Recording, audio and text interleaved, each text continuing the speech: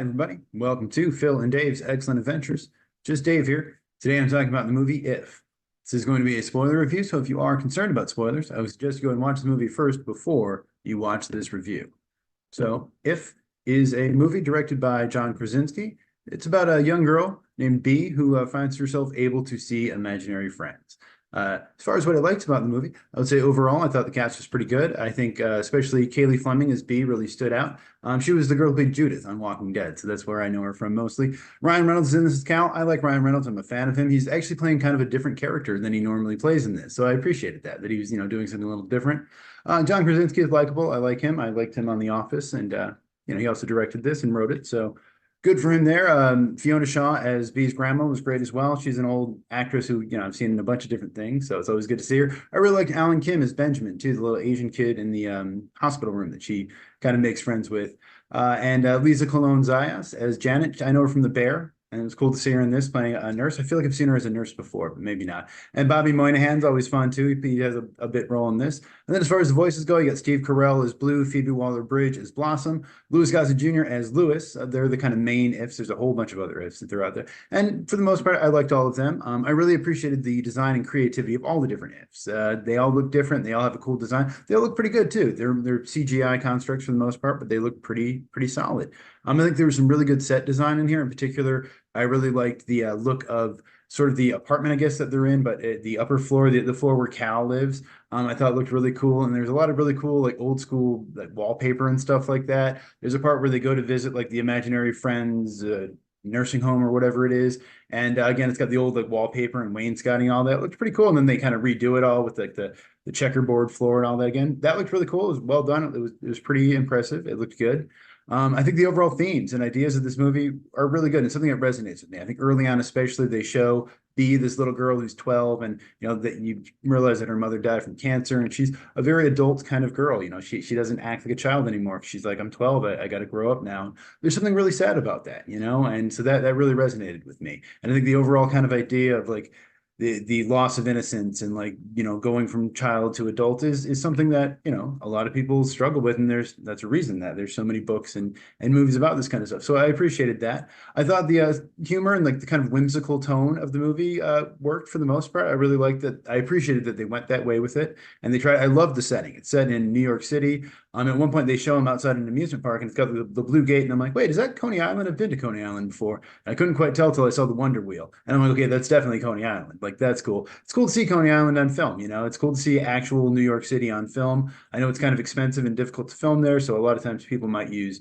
Canada or some other place for it, but at least they filmed some stuff, it looks like, in New York City. So that was really cool. I appreciated some kind of subtle things they did in the movie, like they at some point Bee is rifling through her grandma's records, and they showed the actual songs that they've played in the movie. So you see like the Tina Turner record in there, and I immediately saw the Faces, Ooh La La, and I'm like, oh hey, I like that song. And sure enough, they ended up playing that song over the credits at the end of the movie. So that was a cool little detail. You got to see him there.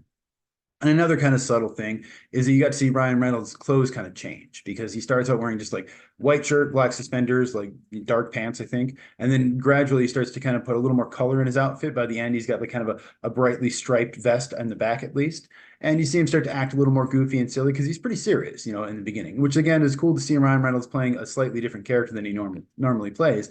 But then you can see he starts to get a little more goofy and a little more silly toward the end, as so does Bee, I guess, a little bit. I appreciate the fact that this is mostly an original idea. As far as I know, I mean, you could say it's a lot like Drop Dead Fred, or it's a lot like Harvey, or it's a lot like whatever else, but it's something that's not based on an existing IP. It's not based on a kid's book or a comic book or anything like that. So I appreciated that. There's not enough of that. People always complain that everything's a ripoff or a remake, and then when you have something new, people don't usually go out to see it. So what do you expect, Cinematography in this was really well done. It was by Janusz Kaminski. He's a famous cinematographer. He won the Oscar for Schindler's List and Saving Private Ryan. He's worked on pretty much everything Spielberg's done since then: Crystal Skull, War Horse, Fabelmans. He also did Call of the Wild and Jerry Maguire. So a very talented cinematographer, and I think it looked great. It was very well shot. The music by Michael Giacchino. He's done a bunch of stuff, a bunch of Disney stuff. His first thing was The Incredibles. He also did Up and Doctor Strange. He directed the Werewolf by Night movie, and he also did the soundtrack for the score for Mission Impossible 3 and The Batman. So he gets around a lot. I think I mostly like this. He's hit or miss for me sometimes. And then the soundtrack in this one, like I said, good stuff. You had Tina Turner, Better Be Good to Me. You had some classic old kind of like I guess 30s, 40s, I guess 40s songs like LOVE Love by Nat King Cole, Dream a Little Dream of Me by Ella Fitzgerald and Louis Armstrong. I mentioned for Ooh La La by The Faces, which is a 70s song. And they even snuck in the score from Harvey in there by Fred Skinner, which makes sense. Harvey is also, it's a movie with Jimmy Stewart where he has an imaginary friend who's a giant rabbit. So yeah, I think there's definitely a lot of Harvey in this, or at least I'm sure Krasinski had seen it and was familiar with it. Other than that, what I didn't like about the movie, I guess, is I don't know. I feel like I kind of don't like John Krasinski, and I did. I liked him on The Office. I loved The Office. I loved Jim. I thought it was a great show, great character. But I feel like partially because he started to do that Some Good News thing during the pandemic, which seemed good at first, but I don't know. Then I watched a thing that Cody did where he kind of explained why it wasn't that good, and you can tell there was a lot of like very pro-police kind of stuff, and then like he kind of stopped it as soon as the pandemic or the lockdown stopped, which I guess kind of makes sense. But I don't know. I feel like there's something about him that makes me feel like he's not genuine sometimes. And so like even in this, he's playing the dad who's like the fun, goofy, silly kind of dad, and I'm like okay, so you have this role and then you cast yourself as that character. Like, okay, I get it, but like also like I don't know. It feels like almost he's trying a little too hard. And I really don't know if we needed the whole story with the dad at all, really. Also, I feel like this movie is very whimsical and it's very silly. It kind of reminded me like it was kind of trying to go for the same vibe as like the Paddington movies, or even like Wonka, which were both done by Paul King. And I feel like this movie didn't quite hit that mark. It fell a little short, where it seemed like I could tell what they were doing, and it seemed like they were trying to manipulate me. You know, they were intentionally trying to manipulate you in some way. And I will admit, there was a couple times it got me almost tearing up a little bit. But there was also times where I felt like they were being emotionally manipulative, kind of like This Is Us, that show would do. And I don't know. I also feel like they did a thing with the dad where they made you think he was going to die and then he didn't. And you're like, okay, that was a little, I don't know. Also, I love Steve Carell. I love The Office. I like him in most of his movies, but kind of found his character a little annoying. I mean, he did some funny stuff. There's some good stuff in there. But there's also some like I don't know. The jokes didn't really work for me. And I realize it's a kids' movie, so they're jokes that are made for kids, but you know. And I hate to say it because I know that he passed away and this was the first movie released after his death, but I kind of didn't really love Louis Gossett Jr. either. Big fan of him. I love him in a lot of other stuff, but in this, I didn't know who it was actually. I was just watching, going like, who's doing the bear voice? I'm like, I assume it's some older guy who's well respected, a revered kind of older actor. I just didn't quite figure out who it was. Now, if I watch it again, knowing who it is, maybe it'd be a different. I think there's a part of me that just whenever I'm watching a movie and there's famous actor voices, I'm going, okay, who is that? What's going on? I recognize that voice, and so that distracts me from the performance sometimes. So, I don't know. I also just feel like a lot of the jokes didn't really work. There's one in particular with like the grandma, and she's like, "Oh, I made pancakes," and they're like burnt and stuff, which fine, but it just wasn't really funny. And Michael Giacchino, I liked the score at times. Like some of it was cool, very whimsical and very silly and fun, but then it was a little too whimsical sometimes, and it was a little too repetitive for me sometimes too, where I'm like, okay, they're just kind of doing the same kind of kind of whatever stuff all the time. And also, I didn't quite understand what year this movie was set in because like the camcorder's kind of old. No one really has a cell phone. The grandma's got an old TV. So does grandma have an old TV because she's just old and that's the way she is? Or is this movie actually supposed to be set like in the late 90s, early 2000s? And if so, why? Or am I just overthinking it? I'm not really sure. Why is this little girl running around New York City alone? Like, why is it anyone supervised? She's like 12, I think. Like, it's a little young, especially in a big city like that. And then I think my biggest issue is, are we supposed to not realize that Ryan Reynolds is an imaginary friend, is her imaginary friend when she was a kid? Because it's very obvious from the very beginning. He like sees her, he's like, hey, I haven't seen you in a while, and like I guess I feel like they almost try to play it as if like it's a Fight Club kind of twist where like, oh, or a Sixth Sense kind of thing where like he's a ghost the whole time because no one else really talks to him and stuff. But I don't know, it feels like almost they were trying to play it that way, but like I thought it was pretty obvious he was her imaginary friend from the very beginning, and I don't really understand why if they are going to do it, you have to go more into it, or just don't do it. It was kind of silly. And there was also this thing with the kid who was in the hospital who loves dragons, and they're like, "Well, what imaginary friend are we going to give this kid?" I don't know. And they try all these different ones, and you're like, "The dragon, the kid likes dragons. Give him the one that's a dragon. This, come on, man. I know you're a kid, but like, come on. And so that also made me think too, because they realized basically that like all these imaginary friends didn't really need to get new imaginary friends. What they needed was they needed to get back with their old imaginary friends, which is kind of a cool idea, I guess. You know, like, hey, you're never too old for fantasy, for whimsy, for a little fun in your life. Fine. But also like, what happened to that dragon's kid then? Did he die?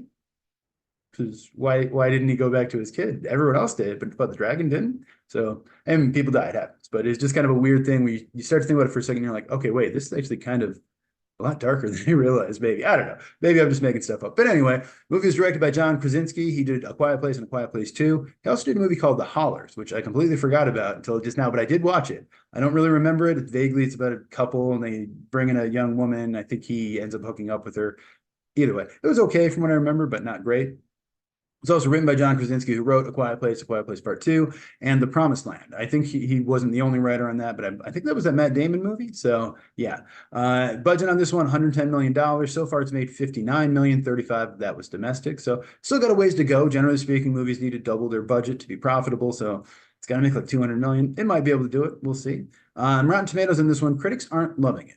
Critics are at 49%. Audience is a lot more charitable. They like it. They're at 81%. So it's the kind of thing I can see happening. Critics are a little more jaded, a little more cynical, a little more critical. But I think most people, would like these. I saw this with my niece, and I will say afterwards, she said it was a really cute movie. It was really sweet, and I agree. It was. It's very wholesome, very cute, very sweet. I also noticed Mandy Moore did the choreography. So unless it is another Mandy Moore, which it very well could be, it might be the actress Mandy Moore, which kind of makes sense because John Krasinski worked with her in some movie with Robin Williams back 20 years ago or something like that. So, and it seems like there's a lot of people that have worked together in the past are coming together. A lot of favors were called in here, it seems like. And like I said, some people compare this to Drop Dead Fred. I mean, I understand why they sound similar, but I would say they're pretty different. But Harvey, I definitely see similar to, and they even show Harvey playing on the TV at some point. The grandma is watching Harvey. There's a ton of other voices in here. John Krasinski does a voice. His wife, Emily Blunt, does a voice. Awkwafina is the bubble, the pop thing. George Clooney has like one or two lines as Spaceman, which he probably literally phoned in. Bradley Cooper plays the ice. Matt Damon is the flower. Bill Hader's in here. Ones that I really liked, though, that stood out to me. Richard Jenkins as the art teacher, the sort of like drawing figure you use, because I've had that drawing figure before, and so it was cool. And just I like Richard Jenkins. And I really liked Christopher Maloney as Cosmo, the detective, with like the hat and the dark face and everything, and Sam Rockwell as Guardian Dog. Just I like Sam Rockwell. It's a cool looking dog. I would literally watch a movie about that dog. Like if they wanted to make one, I'd be like, all right, dude, let's do it. Guardian Dog sounds good. Also, Jon Stewart shows up as a robot. Brad Pitt plays the silent and invisible If, which I guess was John Krasinski's If. It's all right, cool. Keegan-Michael Key shows up in there, a bunch of other people, but Blake Lively, yeah, a bunch of people who did, probably a couple hours of work on this, but good for them. And then Cal, Ryan Reynolds' character, is short for Calvin, which is a reference to Calvin and Hobbes, which is also about an imaginary friend. So that's pretty cool. I kind of like that. So overall with this movie, I feel like, in some ways it's a kid's movie. So I don't want to be too harsh with it. And I think it works. It's nice. It's family friendly. It's a nice little story. And my niece, who's 17 now, she liked it though. And she's obviously a little older than the target age. But I also feel like in some ways it just seemed like they were trying a little too hard. And I feel like some of it didn't quite work for me quite as much. So I don't know. I think my score on this one, I'm gonna give it a 7 out of 10. I think it was a good movie. It was fine. I liked it, but I don't know if I'm going to rewatch it at any point. But if you saw the movie, let me know what you thought of it down in the comments below. Thank you so much for watching. Hope you have a great night, and I will see you here again next week.